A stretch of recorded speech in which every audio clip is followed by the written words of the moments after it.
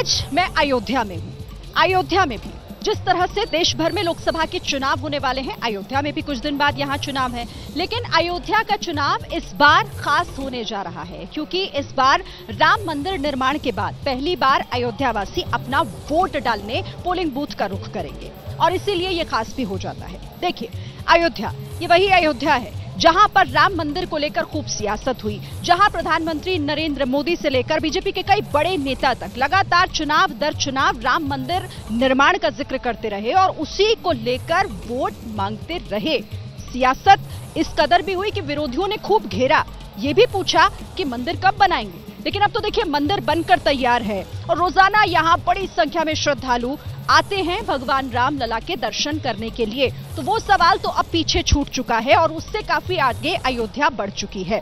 इसीलिए कई सवाल यहाँ पर आज हम उठाएंगे अयोध्या से ही, क्योंकि अब से थोड़ी ही देर बाद प्रधानमंत्री नरेंद्र मोदी भी प्राण प्रतिष्ठा कार्यक्रम के बाद पहली बार ऐसा है जब अयोध्या आ रहे हैं।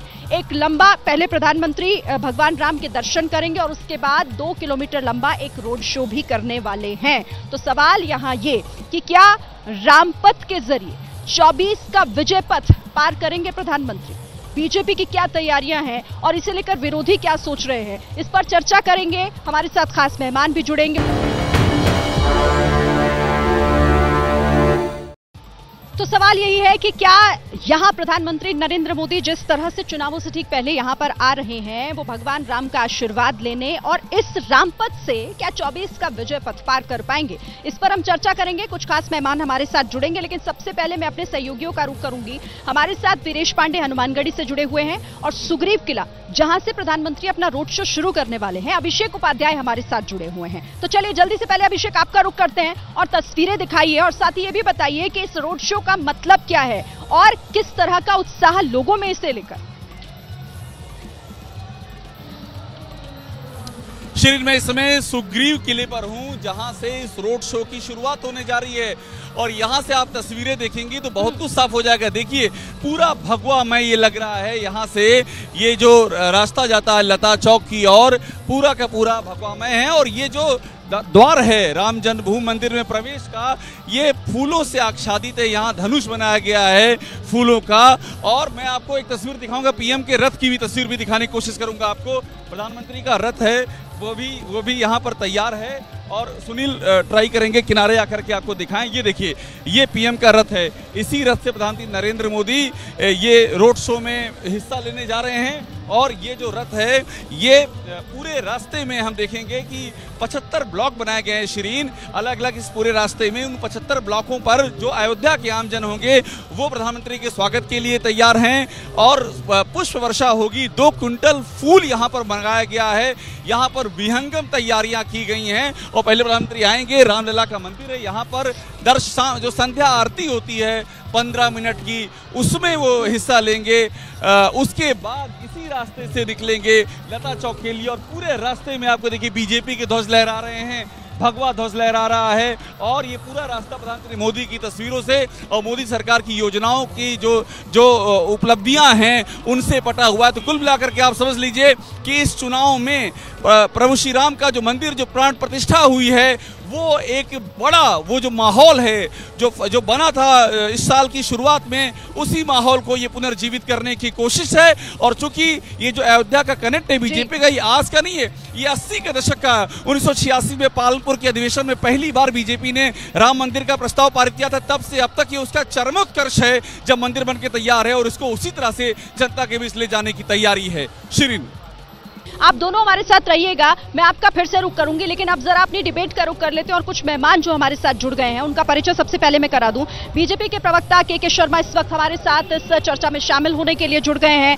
समाजवादी पार्टी के प्रवक्ता अनुराग भदौरिया भी हमारे साथ जुड़ गए हैं। कांग्रेस के प्रवक्ता नीरज शर्मा भी हमारे साथ इस चर्चा में शामिल हो रहे हैं और साथ ही वहां नोएडा स्टूडियो से वरिष्ठ पत्रकार विजय त्रिवेदी भी हमारे साथ है। आप सबका बहुत स्वागत है। लेकिन सबसे पहले शुरुआत के शर्मा जी आप ही के साथ, क्योंकि मंदिर अब मुद्दा तो नहीं रहा, क्योंकि मंदिर बन चुका है, राम मंदिर का निर्माण हो चुका है। लेकिन जिस तरीके से लगभग 100 दिनों के बाद प्रधानमंत्री नरेंद्र मोदी, यानी प्राण प्रतिष्ठा के 100 दिन के बाद प्रधानमंत्री अयोध्या एक बार फिर से आ रहे हैं, उससे समझा जा सकता है कि अब उस मुद्दे को किस तरीके से आशीर्वाद में बदला जाए, क्योंकि अयोध्या बहुत इंपॉर्टेंट है, यहां की जीत ऐतिहासिक हो, यही सुनिश्चित करने की कोशिश।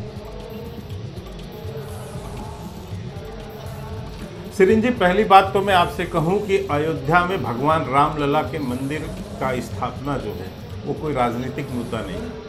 ये 140 करोड़ भारतीयों के आस्था का मुद्दा है और 500 वर्ष के एक लंबे संघर्ष के बाद ये आज जो है पूरे भारतवासियों को ये देखने को मिल रहा है, जिनकी आशा और सपने और न जाने लाखों बलिदान के बाद आज लोगों के सपने पूरे हुए हैं कि अयोध्या में भगवान रामलला की जो है भव्य और दिव्य मंदिर बना और भगवान रामलला आज वहाँ स्थापित है। करोड़ों जो है दर्शनार्थी आज उनके दर्शन कर चुके हैं और मैं समझता हूँ कि उनके लिए ये सबसे बड़ा सौभाग्य का पल है। तो ये कोई राजनीतिक विषय नहीं। हाँ, अयोध्या एक लोकसभा क्षेत्र भी है और इसमें भी कोई दो मत नहीं। जैसे काशी है, जैसे कृष्ण जन्मभूमि मथुरा है, वैसे अयोध्या भी एक लोकसभा क्षेत्र है। निश्चित तौर से माननीय प्रधानमंत्री जब आज वहाँ जा रहे हैं और भगवान रामलला के वो दर्शन भी करेंगे तो इससे विपक्ष की छाती पे सांप क्यों लौटने लगा है? ये तो वो विपक्ष है ना जो भगवान राम को काल्पनिक बताते रहे। ये तो वो विपक्ष है ना कि राम कार सेवा करने वाले निहत्थे कार सेवकों की समाजवादियों ने हत्या की। इन लोगों के तो हाथ खून से रंगे हुए हैं ना। ये राम भक्तों के हाथ जो है हत्या के इनकी खून से रंगे हुए इनके हाथ। और यही कांग्रेस पार्टी वर्षों से इन्हीं जो है भगवान राम की प्राण प्रतिष्ठा के लिए ये हमेशा जो है विरोध ही नहीं करते रहे। इन्होंने अस्तित्व कहीं नकार दिया कि भगवान राम तो है नहीं। ठीक है, चलिए आप कह रहे हैं कि ये कोई राजनीतिक मुद्दा नहीं है, लेकिन उसके बाद की सियासत भी आपने इसमें जोड़ दी, जिक्र आपने खुद ही कर दिया। एक एक करके इस पर रिएक्शन भी ले लेते हैं और शुरुआत पहले कांग्रेस से मैं इस पर रिएक्शन ले लेती हूं, क्योंकि नीरज जी देखिए, अब इस पूरे मामले पर अब आप ये सवाल तो नहीं पूछ सकते कि मंदिर कब बनाएंगे, तो आप जनता के बीच क्या लेकर जाएंगे, क्योंकि अयोध्या में आज एक बार फिर पीएम पहुंच रहे हैं। देखिए, ये जो भाजपा के प्रवक्ता जी ने बात की कि जनता के बीच मुद्दे हमें नहीं लेके जाने, मुद्दे भाजपा को लेके जाने। और मैं विधायक के साथ श्री राम प्रभु जी का राम कथा वाचक भी, देश विदेश में मैं राम कथा भी करता हूँ। मुझे तो लगता नहीं, मैंने तो कभी नहीं कहा कि साहब राम जी नहीं थे। और बाबा तुलसीदास हमें रामायण दे गए, किस लिए दे गए कि हम राम जी के पद चिन्हों पे चलें। रामायण में जिन घटनाओं का जिक्र है उसके हिसाब से राज्य चलाया जाए, शासन पद्धति चलाई जाए। हर जगह हम एक ही बात कहते हैं कि हमारे देश में शासन राम राज्य जैसा होना चाहिए। क्या आपको लगता है आज राम राज्य वाली स्थिति है? मुद्दे तो ये बताएं कि 10 साल में मोदी जी ने क्या किया। अब मुद्दे क्या हैं? अमेरिका से आंख में आंख डाल के बात की गई। ये भाई चुनाव में मुद्दा है। मैं आज फरीदाबाद से चुनाव लड़ रहा हूँ, हमारे यहाँ चुनाव चल रहा है और इनकी सरकार में मंत्री भी हैं, कृष्ण पाल, उनको सब निकनेम आ गया उनका करप्शन पाल, कि ये चुनाव करप्शन पाल बनाम फरीदाबाद की जनता का है। आज मैडम जी मुद्दा ये है कि पहले जब ये कहते थे कि डॉलर का रेट बढ़ता है, देश का सम्मान घटता है। मुद्दा ये है कि बेरोजगारी की स्थिति क्या है। मुद्दा ये है कि अग्निवीर योजना में जो बच्चा भर्ती हो रहा है, आज वो 18 साल का भर्ती हो गया, 4 साल बाद उसकी नौकरी कच्ची है या पक्की है। मुद्दा आपके लिए ये भी था नीरज जी, क्योंकि सवाल आप ही की तरफ से पूछा जाता रहा कि भाई आप मंदिर का मुद्दा लाते तो रहेंगे लेकिन ये नहीं बताएंगे मंदिर कब बनाएंगे, तो मुद्दा तो आप लोगों का भी था हमेशा। ये आप अब भले ही इसे ना माने, ठीक है। मैं अनुराग भदौरिया का रुख करती हूँ। अनुराग जी, आप इस पर क्या कहेंगे, क्योंकि देखिए इसे लेकर सवाल अब आपसे पूछा जा रहा है, क्योंकि अब भव्य राम मंदिर बनकर तैयार हो गया और अब उसे जीत को सुनिश्चित करने के लिए, और एक बड़ी जीत, क्योंकि 400 पार का नारा दिया जा रहा है बीजेपी की तरफ से, प्रधानमंत्री एक बार फिर 100 दिन के बाद अयोध्या आ रहे हैं, क्या तैयारी है आपकी? देखिए सिरिन जी, आप पवित्र नगरी अयोध्या में खड़े हैं, इसलिए जोर से मैं बोलता हूं जय सिया राम। मैं तो कहूंगा बीजेपी के प्रवक्ता भी मेरे साथ बोल दे जय सिया राम तो अच्छा होगा, हालांकि पता नहीं। देखिए, हमारे लिए धर्म राजनीतिक विषय नहीं है, धर्म हमारे लिए आस्था का विषय है। हम प्रभु राम के विचारों पे चलने वाले लोग हैं, प्रभु राम को मानने वाले लोग हैं। ये प्रभु राम के विचारों पे नहीं चलते, ना प्रभु राम को विचारों पे चलते तो शायद ये न्याय की बात करते, सत्य की बात करते। आज जिस तरह से बोला जाता है, जनता कहती है झूठ और जुमलों की राजनीति हो रही, तो शायद नहीं होती। प्रभु राम तो महिलाओं के सम्मान की बात करते थे। महिलाओं का सम्मान आपने देखा है कितना हो रहा है, चाहे वो मणिपुर की घटना हो या पहलवान महिलाओं की बात करें या बीएचयू की घटना बात करें या फिर रमन्ना आपने देख ही लिया है, कहने की जरूरत नहीं है। जिस तरह से आपने देखा होगा कि इन्होंने जो प्रभु राम को जिन्होंने उल्टा सीधा बोला, निषाद मंत्री हैं इनके दल में यहाँ पे उत्तर प्रदेश के अंदर में, जो कहते थे प्रभु राम दशरथ जी के बेटे ही नहीं है, वो आज मंत्री हैं, उनको मंत्री पद से भी नहीं निकलवाया। जब हम लोग बार बार पूछते हैं निषाद जी के बारे में कुछ कहो, तो ये कुछ कहने को तैयार नहीं, निकाल देते ना प्रभु राम के। अगर आप मानते तो निषाद को अपनी पार्टी में नहीं रखते। इसी तरह से एक नरेश अग्रवाल जी थे, वो पार्लियामेंट के अंदर प्रभु के बारे में उल्टा सीधा कह रहे थे, इन्होंने उनको अपनी पार्टी में शामिल कर लिया। बताइए मैं गलत कह रहा हूं तो बताइए। और दूसरी बात सोचिए, जितना मांझी जी की भी बात वही हुई। तो मेरा सवाल सीधा सा है कि आप प्रभु राम की बात तो करते हैं लेकिन उनके आचरण को क्यों नहीं अपनाते? प्रभु राम तो गरीबों के उपकार की बात करते थे, गरीबों को पैर पे खड़े करने की बात करते थे, उनकी मदद करते थे। ये आरोप तो वो आप पर लगाते हैं, ये आरोप तो आप पर लगता है क्योंकि विपक्ष के नेता जिस तरीके के बयान देते रहे। अनुराग जी सुनिए तो सही, सुनिए फिर अपनी बात भी पूरी कर लीजिएगा। ये आरोप तो फिर आप पर भी लगता है ना कि राम को लेकर, उन भगवान के अस्तित्व को लेकर आप सवाल उठाते रहे, तो फिर ये तो उनकी तरफ से भी कहा जाएगा। हमने कभी प्रभु राम के अस्तित्व पे सवाल नहीं उठाया। भारतीय जनता पार्टी अपने आप उठाती बातें अपने आप बनाती है। मैं पूछना चाहता, कोरोना काल में कितनी लोगों की सरकार की नाकामी की वजह से मौतें हो गई, समय पे ऑक्सीजन नहीं मिल पाई, उनको ऑक्सीजन सिलेंडर ये नहीं दे पाए। क्यों नहीं दे पाए? सरकार क्यों आती है? सरकार आती है कि जनता आशा करती है। धर्म मेरा राजनीतिक विषय नहीं है, धर्म मेरा आस्था का विषय है। और जनता जब यहाँ पे राजनीतिक विषय को, यहाँ पे राजनीतिक लोगों को वोट देती है तो ये आशा करती है जब ये आएंगे सत्ता में तो विकास की बात करेंगे। कोरोना से लोग तड़प तड़प के मरे, कौन जिम्मेदार है? किसान का इन्होंने काला कानून पास कर दिया था, किसान धरने पे बैठा रहा, किसान 1 साल तक धरने पे बैठा और किसानों की मौत हुई। कौन जिम्मेदार है? जरा बता दें मुझे आप। लॉकडाउन में यहाँ पे बसें खड़ी रही, ट्रेनें खड़ी रही, जहाज खड़े रहे और लोग पहले चल के मर गए। कौन है जिम्मेदार? एक एक करके बात करेंगे अनुराग जी, ठीक है आराम से। अब मैं जल्दी पूरा कीजिए। और 2 सेकंड ज्यादा नहीं। यहाँ पे बेरोजगार आत्महत्या कर रहा है, कौन जिम्मेदार? छात्र यहाँ परेशान है, भटक रहे हैं, उनका पर्चा लीक हो जाता है, कौन जिम्मेदार? युवा आप देखिए 27% युवा, अगर आप देखेंगे 25 साल से नीचे। अब मैं जवाब दे लूं, आप ही के सवाल का जवाब लेने के लिए के शर्मा जी हैं, सुन लीजिए अब जरा। के शर्मा जी अब आप इसका जवाब दीजिए, क्योंकि समाजवादी पार्टी ये कह रही है, अनुराग भदौरिया कह रहे हैं कि इसे मुद्दा तो आप लोगों ने बनाया, इस पर राजनीति तो आप लोगों ने की। नहीं तो किसने राम सेवक को, निहत्याकार सेवकों की हत्या इन्होंने क्यों करवाई? क्यों गोलियों से भून डाल? क्यों सरयू नदी को लाल कर दिया राम भक्तों के खून से? अरे भैया इसको बंद करा पहले, सिरिंज इस बदतमीज को बंद कराइए पहले। मैंने बीच में नहीं बोला अनुराग जी अब सुनिए जरा, 1 मिनट। मैंने नहीं बोला था। अनुराग जी थोड़ा आराम से। अनुराग भदौरिया 1 मिनट रुकिए। अब सवाल मेरा आपसे नहीं है, सवाल मेरा बीजेपी से है, तो बीजेपी को सुन ले पहले, फिर आपकी भी बारी आएगी तो बोलिएगा। के शर्मा जी। नहीं, अभी नीरज शर्मा जी कह रहे थे कि मैंने तो कभी नहीं कहा काल्पनिक है। जरा अपनी नेता सोनिया गांधी से जाके पूछिए किसने एफिडेविट दिया था जाके कोर्ट के अंदर में। आप लोगों ने हलफनामा, आपकी यूपीए की सरकार ने दिया, आपके संस्कृति पर्यटन मंत्री ने दिया कि जो भगवान राम का अस्तित्व नहीं, ये तो और किसी ने नहीं दिया। दूसरी बात, मैंने इनसे पूछा, ये कालनेमी जो हैं, इनसे मैं पूछा जब जय श्री राम का नारा लगा रहे थे, सिरिंज जी आज समाजवादी पार्टी के पास नैतिक अधिकार नहीं है कि भगवान रामलला के सामने अयोध्या में जाके सर झुकाएं। ये कहां सर झुकाते हैं जानते हैं आप? मुख्तार अंसारी जैसे कुख्यात माफिया के कब्र में जाकर अखिलेश यादव फूल चढ़ा के जो है सर झुकाते हैं। भगवान राम के सामने सर झुकाने की ना नैतिक साहस है और ना वोट बैंक के लिए वहां झुकाने जाएंगे।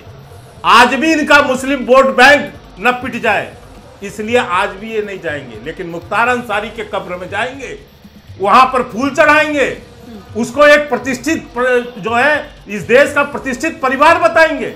इस स्तर की वोट बैंक की राजनीति के लिए सपा इतने नीचे स्तर तक जा गिरी है। मैंने ठीक कहा कि भगवान राम जो है ये राजनीतिक विषय नहीं, लेकिन राजनीतिक बनाया किसने?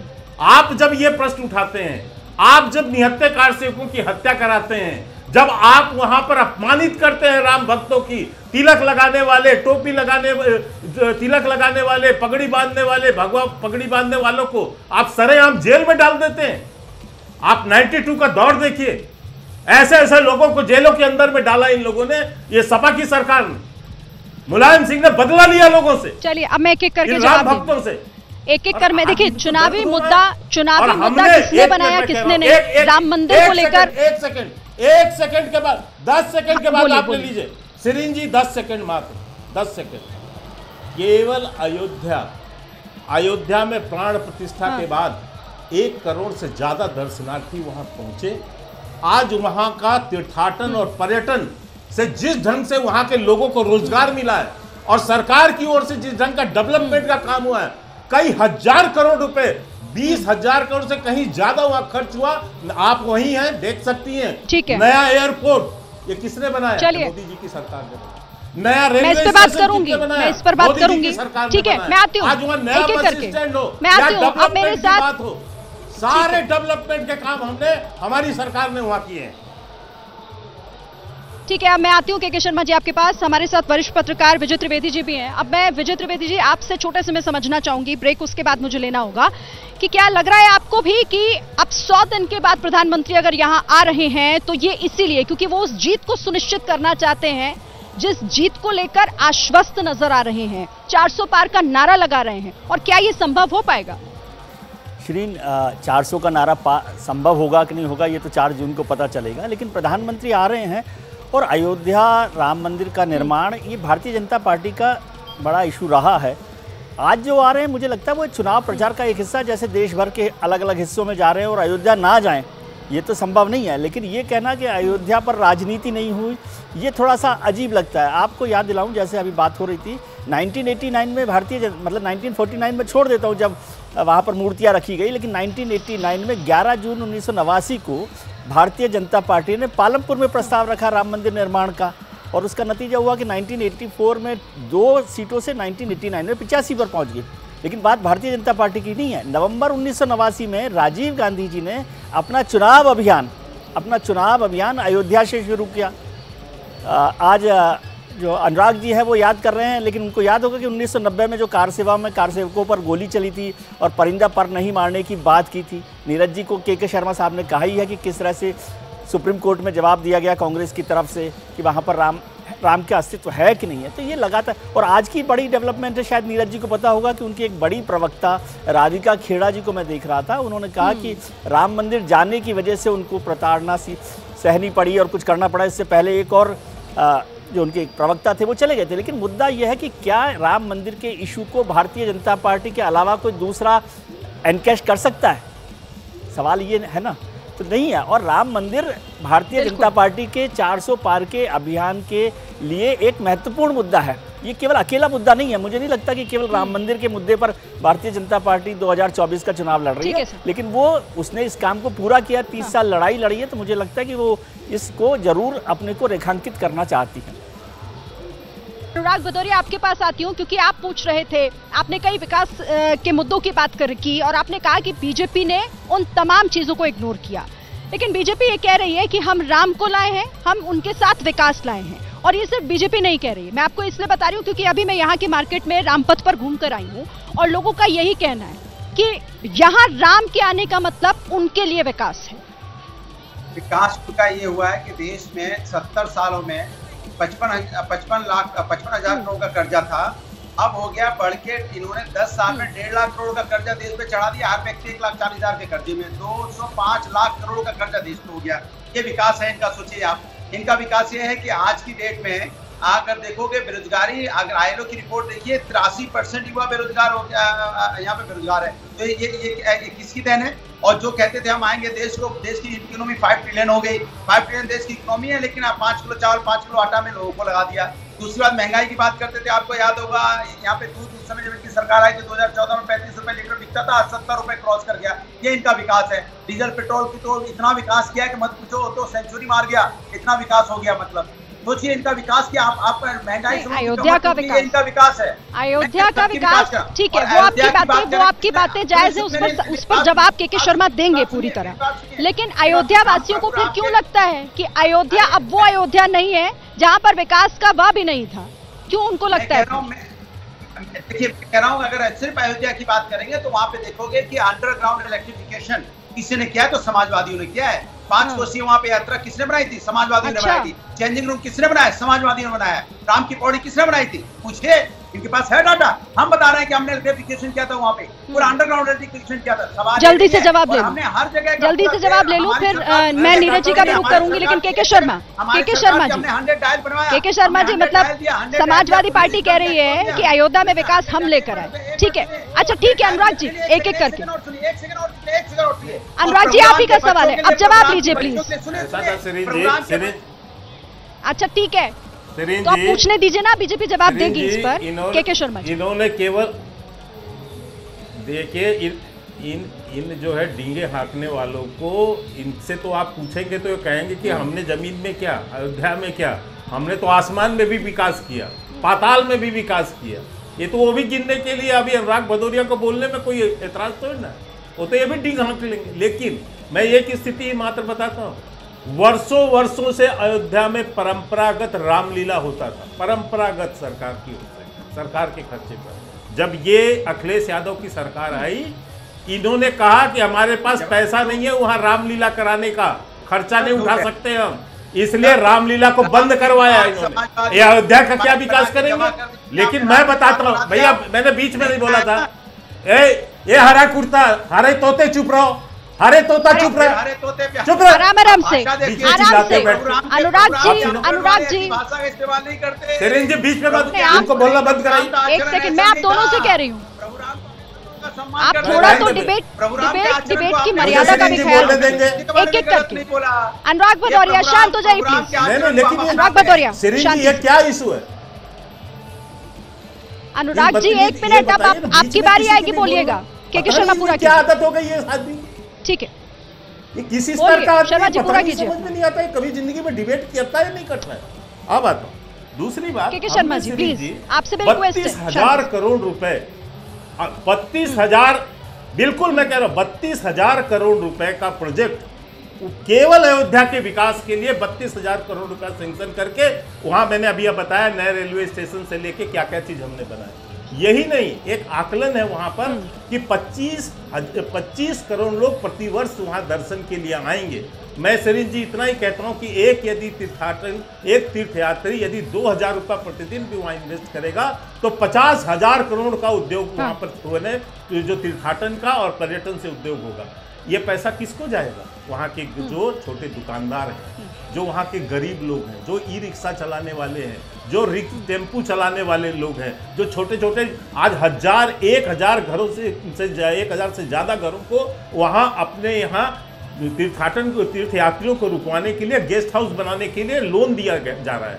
आज वहां पर डेवलपमेंट की, ये किसके विकास हो रहे हैं? ये वहां के लोगों के, आम जनता के विकास के लिए सब प्रोजेक्ट लाए गए। आज वहां 200 इलेक्ट्रिकल बस को बढ़ाकर 500 इलेक्ट्रिकल बस करने की बात की गई है। आप जल्दी से मैं जवाब ले लूं, ठीक है? ठीक है, पूरे जो क्षेत्र केवल अयोध्या नहीं, केवल नीरज जी इसका जवाब दीजिए, अवध क्षेत्र आप जवाब दीजिएगा इसका, क्योंकि बीजेपी तो देखिए इसे लेकर साफ कह रही है कि हमने अयोध्या के लिए ये किया जो सालों तक नहीं हुआ, वो इन कुछ सालों में अयोध्या के लिए बीजेपी ने कर दिया है। अब विरोधियों के पास क्या बचा है? आप लोगों के पास इसकी काट क्या है? अब आप अयोध्या में हैं इस समय, और ये जो विकास के ऊपर बहस हो रही है, अयोध्या जी को स्मार्ट सिटी में भी लिया गया। यहाँ देव काली जी का मंदिर है, श्री राम प्रभु की कुल देवी है। मैं चाहूंगा आपने इतनी लंबी यहाँ डिबेट शो करी है, 2 मिनट के लिए आप उस मंदिर में दर्शन करने जरूर जाएं और जनता को दिखाएं, मुझे कुछ कहने की जरूरत नहीं पड़ेगी। दूसरी बात हो रही है कि होइए वही जो राम रचि राखा, कोकर साखी तर्क बढ़ा, कि राम जी को लेके आए। अरे राम जी को कोई ला सकता है? राम जी तो अपनी मर्जी से आएंगे और अपनी मर्जी से ही सब काम करेंगे। राम मंदिर अपनी मर्जी से आएंगे, लेकिन मंदिर निर्माण लोगों के लिए एक सपना था, वो अब पूरा हुआ है। नीरज जी आप ये मानिए इस बात को, आप भले ही आप इसे मुद्दा ना माने, लेकिन वो सपना पूरा हुआ है कि नहीं? जी बोलिए बोलिए। रामचरितमानस में सबसे पहले बाल कांड आता है, फिर अयोध्या कांड आता है, फिर अरण्य कांड आता है, फिर किष्किंधा कांड आता है, फिर लंका कांड आता है, फिर उत्तर कांड आता है। शुरू के 2 कांड सबको पता है, आप अपनी बात जल्दी से रखिए। मैडम जी मैं तो एक ही बात रख रहा हूँ, राम जी से सीखो। ये सारे कांड क्यों हुए? भाई अरे साहब आप एक जुबान काल्पनिक को क्यों थे, ये सुधारिए, बताओ बेकार का क्या मतलब है? काल्पनिक कर क्यों? दिया राम जी ने, मैंने तो कब नहीं कहा काल्पनिक है। जो आपने अब सुन रहा काल्पनिक होने का हूँ मैं, सर्टिफिकेट आप दिया, बोलते हैं मैं उसका बीच में उत्तर नहीं दो ना। बोलता हूँ। मैडम इनसे बुलवा लीजिए, मैं शांत। ठीक है, देखिए आप सब लोग एक साथ बोलेंगे तो सुनाई नहीं देगा। मेरे पास अब वक्त इतना ही था, माफ कीजिएगा, मैं किसी और से सवाल नहीं ले पाऊंगी क्योंकि ठीक है चलिए आप शांत हो जाइए क्योंकि वक्त मेरे पास खत्म हो गया है। बहुत बहुत धन्यवाद आप सभी का हमारे साथ जुड़ने के लिए और इस बातचीत के लिए। और देखिए ये सवाल अभी भी बना हुआ है क्योंकि प्रधानमंत्री नरेंद्र मोदी अब से थोड़ी ही देर बाद यहाँ पहुंचेंगे, वो तस्वीरें भी हम आपको दिखाएंगे और उसके बाद ये साफ होगा कि क्या, जब नतीजे सामने आएंगे कि क्या वाकई अयोध्या यहां आकर अब प्रधानमंत्री जनता से उस जीत का भी आशीर्वाद लेंगे और उस गारंटी को भी सुनिश्चित करेंगे जिस 400 पार का वो जिक्र लगातार कर रहे हैं।